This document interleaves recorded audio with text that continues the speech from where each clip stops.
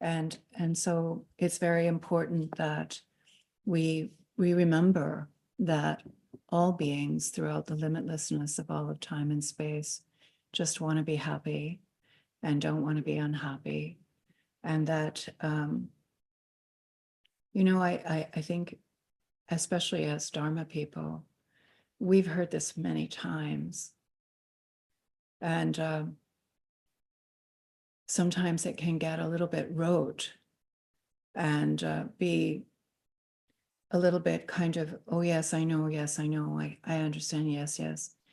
And yet it's very important to kind of reset, just like you reset your machinery sometimes because it gets clogged up, and you reset. And this reset in bodhicitta is important for us to do many times every day. So Rinpoche went on to say that nothing compares to the fear of death.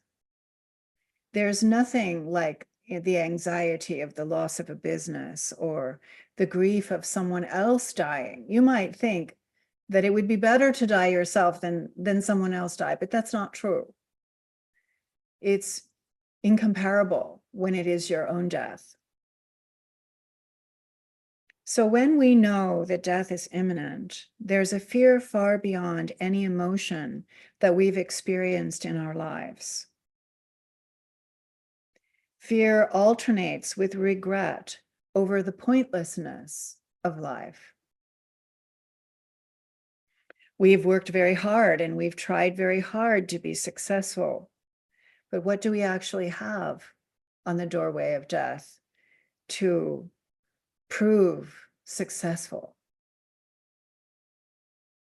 A terrible sadness arises if we look back and find that our life was unfulfilling and rather meaningless.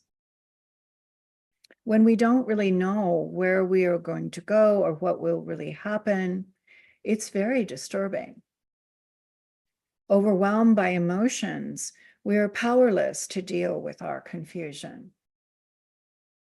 Our understanding of the dying process and the difficulties it involves should be an incentive to prepare for death. And we begin this preparation by recognizing the dreamlike nature of life. Moment by moment, we should look at life as if it were a dream unfolding.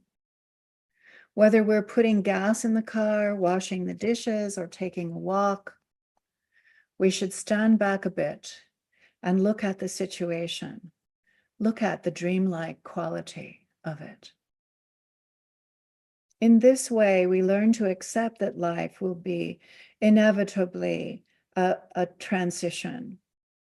And we come to know that it is no more than one dream changing into another. By holding this view, we create a slightly different stance in life, and our attachment diminishes. Things don't seem quite so solid, and we don't grasp them quite so rigidly. In this more relaxed, more open state of being, we have the opportunity to gain the infallible means for dying well, which is the recognition of our absolute nature.